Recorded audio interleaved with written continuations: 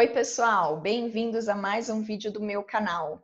Sou Daniela Degrano, especialista em RH de padaria, e hoje eu estou aqui para falar com vocês sobre plano de carreira interno. Bom, na verdade eu purpurinei um pouco esse tema. Eu vou falar aqui de forma geral, mas para responder duas perguntas. A da Bruna, da Padaria Mater, que ela pediu que eu falasse sobre agregar atividade para uma mesma função. E o Felipe, que não me falou a padaria, mas estou aqui respondendo e abordando o tema que você pediu, Felipe. Ele pede para eu falar sobre desvio de função em produção de padaria. Antes de eu falar da minha visão de RH, do lado humano disso, de unir empresa e funcionário, que de alguma situação que agregue para as duas partes, eu preciso falar o conceito dessas duas perguntas, abordagens distintas, mas que vão para o mesmo fim. O acúmulo de função e o desvio de função. O que é o acúmulo de função? É quando eu tenho a minha responsabilidade de exercer alguma coisa que eu fui contratado, e aí algum colega foi demitido, enfim, saiu da empresa, e é uma função que não tem nada a ver com a minha, mas que eu tomo a função, não, a atividade, não tem nada a ver com a minha, e eu tomo aquilo também como responsabilidade para mim. Eu acumulei duas coisas para eu fazer ao mesmo tempo. Sou uma pessoa para fazer as duas ao mesmo tempo. Eu vou tentar dar um exemplo aqui bem distante, mas que ao mesmo tempo é bem óbvio para vocês perceberem o que seria um acúmulo de função aí para uma mesma pessoa fazer duas coisas inviáveis numa padaria. Por exemplo, eu sou uma operadora de caixa, trabalho no caixa, faço ali a contagem do dinheiro, passo a venda, né, fecho o caixa, embalo ali os produtos para o cliente, ok, sou operadora de caixa.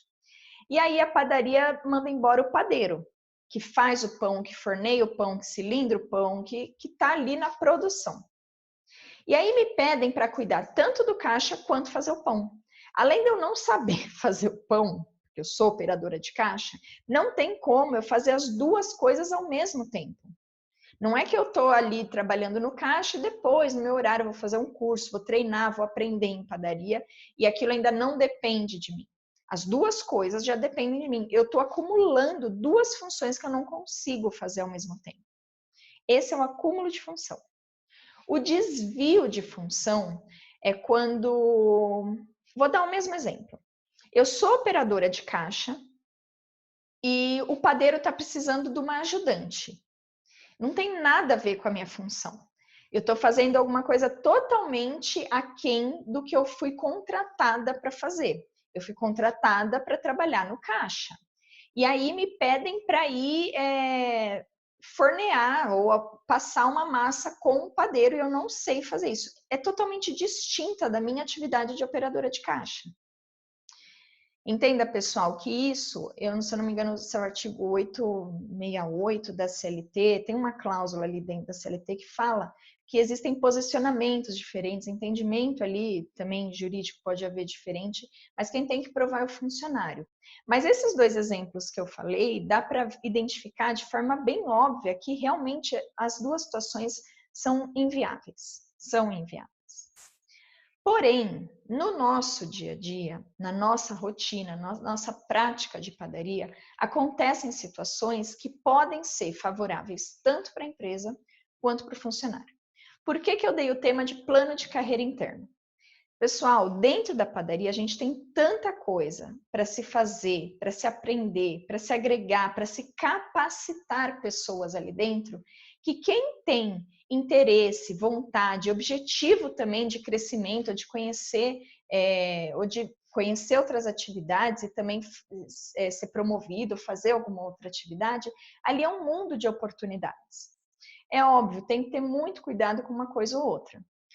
Vou dar aqui alguns exemplos que podem ser feitos. Por exemplo, tem padaria que eu vou que a balconista recebe a mesma coisa que a operadora de caixa, que recebe a mesma coisa que a pessoa da limpeza, que recebe a mesma coisa que a moça da cozinha, tudo igualitário, o salário é igual.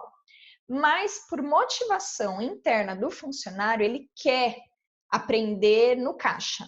Ele quer porque ele gosta, ele acha que é uma responsabilidade a mais, e a pessoa, né, como motivador principal não é o salário, é o aprendizado, é a responsabilidade. Tem gente que gosta. Então ela quer aprender no caixa. Você não precisa. Você não mandou embora a menina do caixa, nada aconteceu com a menina do caixa. Mas é bom para a pessoa aprender, saber, conhecer essa atividade, como é bom também para a empresa, porque um dia, se precisar, não vou contratar de fora. Eu já tenho alguém treinado lá dentro. Então, o que, que a gente faz? Eventualmente, quando a moça do caixa está lá com menos movimento, chama aquela atendente para ir aprender no caixa. Olha, faz assim, assim, assado. Ela não está acumulando aquela função. Não depende dela estar ali e também embalar pão, atender o cliente, bater a massa, fazer outra coisa. Ela está ali aprendendo. Ah, quando a operadora de caixa foi tomar um café, foi almoçar, ela pode ali cobrir um almoço ou cobrir uma janta? Sim, desde que tenha outra pessoa fazendo a atividade que ela estaria ali fazendo. Então, eventualmente, ela vai um dia ou outro, um momento ou outro mais rápido, exercer aquela função de forma prática, tendo a oportunidade, tendo conhecimento, mas ainda não é a responsabilidade dela ficar nos dois lugares ou estar ali de forma fixa, certo? Isso é capacitar, é planejar de forma interna a carreira para uma pessoa. Aí a gente tem vários exemplos. Tem alguém que é tanqueira de cozinha, tanqueira de confeitaria. Eu estou ali só lavando, só limpando a confeitaria ou a cozinha. Mas eu quero aprender a fazer um doce, eu quero aprender a picar alguma coisinha, eu já estou ali no setor. E aí vai a dúvida aí do Felipe. Não é um desvio de função, está relacionado à atividade. Você está no setor, né? Então, eu estou no setor de cozinha, eu estou ali lavando. Terminei de lavar um prato, em vez de ficar aqui de braço cruzado, olhando para a parede, tudo, eu não posso ali ajudar a picar alguma coisa, né? Provavelmente, isso a gente tem que ter muito atento, pessoal. Acabei de lembrar isso. Tem que tomar cuidado, que a função também tem que estar, a pessoa tem que ter feito os exames, tem que estar apta a exercer aquela função. Então, se, por exemplo, é uma pessoa que não fez o exame micológico, não fez o PPF, o proparasitológico de fezes, não fez, não viu se tinha parasita, não fez nenhum desses exames que geralmente se faz para uma pessoa manipular alimento. E aí você põe ela lá na cozinha para ajudar. Não faz sentido, você não sabe nem se é seguro para o cliente ou para o alimento essa pessoa está ali manipulando. Mas é uma pessoa que já está no ambiente de cozinha, já está no ambiente de confeitaria, está ali limpando, ajudando, já está interagindo também com os funcionários. Terminei ali, posso ir ali ajudar a picar alguma coisa, posso enrolar um brigadeiro. Abriu curso, surgiu alguma oportunidade de você ainda capacitar profissionalmente essa pessoa, manda essa pessoa. Olha, tem um curso, você quer fazer? É no horário tal, tá? Ah, depois eu vou fazer um vídeo também sobre treinamento em que horário deve ser feito. Já me pediram isso também. Então, tem algum curso legal que você acha que é de interesse dessa pessoa, vai ajudar para ela e também para você um dia, se precisar promover, se precisar de alguma forma, em vez de fazer recrutamento externo, você faz recrutamento interno. Então, eu promovo essa pessoa para uma ajudante de confeitaria, para uma ajudante de cozinha e contrato outra pessoa para cuidar da limpeza da confeitaria ou da cozinha. Entendam, pessoal, eu estou dando exemplos que devem ser feitos de forma sutil dentro da empresa. Você não precisa ter um organograma, primeiro você tem que ser atendente, para depois ser tal coisa. Depende, cada pessoa tem um time de aprendizado, tem gente que aprende mais rápido, tem gente que está como atendente, mas o sonho é trabalhar na confeitaria, né? Então, não tem, na verdade, não fixem isso de forma engessada, como regra, mas sim tenham esse olhar de qual funcionário tem mais tino para lidar com o cliente, qual depois tem mais tino, tem mais habilidade com as mãos, é caprichosa, é detalhista, e aí você vai vendo o interesse dessa pessoa e o que ela pode ali dentro da empresa aprender sem sobrecarregá-la, né? Tem que ser em momentos que tem outra pessoa atendendo lá no balcão, né? Que ela pode aprender enquanto tem outra ali. Ou situações que realmente você precisa de alguma ajuda ali, ela já vai lá para ajudar. Então, entendam que tem várias situações que não prejudicam o funcionário. Pelo contrário, favorece para ele e principalmente também para a empresa. Um dia que precisar, você já sabe com quem você pode contar. Aquela pessoa já está capacitada, já está treinada, sem que aquilo fosse uma responsabilidade dela até então. Percebem? Isso responde a resposta um pouquinho do Felipe. Ah, Felipe, desvio de função em produção. Eu não entendo que isso é prejudicial desde que o funcionário tenha interesse e desde que seja permitido pela empresa. Isso tem que deixar muito claro, porque tem funcionário que sai do setor A e vai para o setor D sem avisar ninguém, coordenador, supervisor, isso tem que estar autorizado pela empresa. Ó, tá tranquilo aí? Tá o pessoal? Então tá bom. Então você pode ir lá ajudar, ver, assistir, acompanhar. Isso tem que estar muito bem coordenado na empresa. O que a empresa permitiu ou não, né? E o que o funcionário está ali disposto também ou não. Tem gente que você fala assim, eu dei o exemplo, por exemplo, de que todas as funções têm o mesmo salário, né? Só para vocês entenderem o que é interesse, o que é vontade da pessoa, independente do motivador salário, que eu também não acho que é motivador vantajoso. Mas tem gente, às vezes, por exemplo, que são duas funções com salários completamente diferentes. Ou seja, você fala para essa atendente, você vê que ela tem noção de organização, ela se lida bem com todos os outros colegas de trabalho, o que ela pede os outros fazem de forma gentil e educada. É uma pessoa que tem super perfil para ser uma líder, uma encarregada e tem um salário maior. E aí você vai conversar com ela, porque você já foi capacitando ela, mesmo sem ela perceber, porque ela tinha tino para coisa. E aí você conversa com ela e fala assim, olha, vai surgir a oportunidade da gente ter um cargo aqui de encarregada. O salário é maior, é mais possibilidade, tudo. E a pessoa não quer. Ela faz aquilo de forma natural, né, na empresa, contribui com a empresa, contribui com os colegas, mas ela não, mesmo que ganhe milhões a mais, ela não quer aquela responsabilidade. Ela continua exercendo a atividade, influenciando pessoas positivamente, porque é o perfil dela e ela não quer se responsabilizar, mesmo que isso vale mais para ela financeiramente. Percebem também? Agora, sobre agregar atividades para uma mesma função, pode sim, Bruna, não há problema. Mas a gente tem que respeitar alguns critérios, que nem eu falei, não pode ser tão discrepante. Então, uma mesma função, né? A pessoa é padeiro barra caixa, não dá, né? Não dá para fazer isso. Agora, eu agregar funções, eu entender, deixa eu ver se eu dou um exemplo aqui. Eu entender que a minha atendente ela também é uma excelente embaladora. Ela é caprichosa, que nem eu falei, detalhista, organizada, tal. Então, eu quero definir que ela seja responsável, não só pelo atendimento com as colegas, tudo, mas que ela também faça a embalagem e tal. Ela vai fazer sempre a embalagem? Talvez em dias que a produção está maior, ela vai cuidar, vai se responsabilizar pela embalagem. E as colegas vão estar ali responsáveis pelo atendimento. Mas nos dias que não tem tanta produção, não houve tanta fabricação, ela também vai atender aos clientes tranquilamente, porque não tem o que embalar, não tem o que fazer na parte de produção interna. Então, ela pode sim atender o cliente. Então, algumas vão ser atendentes, por exemplo, e ela vai ser uma atendente embaladora, ou alguma outra nomenclatura. Percebam, eu preciso deixar aqui claro que o nome em si não precisa ser tão definido específico assim. Tem que ser uma coisa clara, lógico, ela é uma atendente, ela não é uma padeira, por exemplo. Mas você pode pôr, tem gente que coloca nomenclatura 1, 2, júnior, sênior, pleno, enfim, você pode dar nomenclaturas. O que vai ditar a regra do que você agregou àquela atividade dela, aquela atividade na função dela.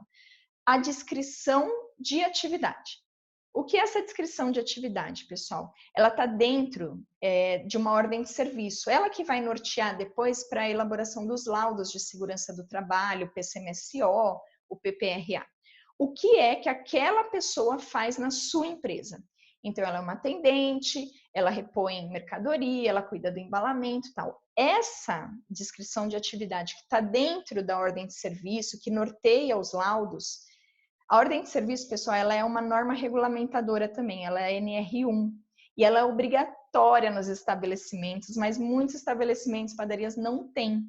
E é um documento tão importante, não só porque é obrigatório, mas que ele faz valer muita coisa de norte de entendimento para o funcionário e também de controle, de cobrança também para a empresa. Olha, eu te orientei, você estava ciente, você estava também a par de tudo que ia fazer, ou dos riscos e do que você precisava também seguir aí de orientação que foi passada. Mas isso não é hábito. Eu vou depois fazer um vídeo só falando sobre a NR1 também, sobre a ordem de serviço. Mas vamos voltar lá. Na descrição da atividade que você vai definir o que essa pessoa faz, é lá que você vai colocar que ela cuida da embalagem, disso, daquilo.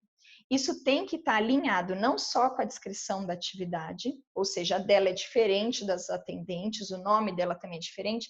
Se for o caso, e eu acho até conveniente, dar alguma diferencinha de salário, porque ela tem ali alguma responsabilidade a mais, algum mérito a mais, né? E aí você estabelece isso em descrição e também toma cuidado com os exames. Então, o caso que você me perguntou, ele pode ser atendente, pode ser motoboy? Eu até penso que pode, né? Vou deixar aqui aberto para os nossos amigos advogados interagirem melhor. Eu posso até falar que pode, porém, para ser motoboy e ser atendente, você tem que definir em que momento ele vai ser motoboy.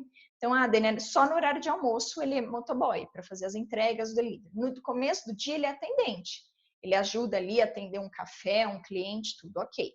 Mas aí você tem que entender que por ser motoboy, ele tem alguns direitos de adicionais, de periculosidade, precisa pagar algumas coisas a mais para esse funcionário, por ser também um motoboy. Está descrito na atividade dele que ele é atendente e também faz entregas e blá, blá, blá. Ele tem alguns exames, por isso que essa descrição de atividade, ela norteia esses laudos de segurança do trabalho, porque lá você vai falar que ele também faz entrega de moto, papapá. Então, o médico do trabalho também vai pedir para ele fazer alguns outros exames. Se eu não me engano, é o toxicológico, não é só o micológico de unha, não é só o de fezes para ver parasita, verme, essas coisas. Ele também vai precisar fazer exame toxicológico por dirigir. Você vai exigir dele também habilitação em dia, tudo direitinho. Então, existem outros cuidados que tem que se tomar por ele ter essa atividade, né, agregada ali na função dele. O que mais que eu ia citar de motoboy? Uniforme. Então, durante o início da manhã, ele entra às 6 da manhã e vai até às 11 da manhã como atendente. Das 11 até a 1 e pouco, 2 horas, ele vai fazer entrega. Ok. Então, ele vai fazer entrega, ele tem que se trocar, porque o mesmo uniforme que ele usa para atender o cliente ali, mexendo com o alimento, ele não pode usar para dirigir. Aí a Belinha vai concordar comigo, isso é questão sanitária, questão de higiene, né, de manipulação de alimento. Então, ele não pode usar, você tem que dar 2 uniformes e pedir para ele se trocar. É óbvio, o caso que você falou, ele é um pouquinho mais atípico, mas todos os outros exemplos eu espero que tenha sido agregador aí para vocês entenderem. Não usem o 8 e 80 como eu sempre falo, é caixa e a padeira, não.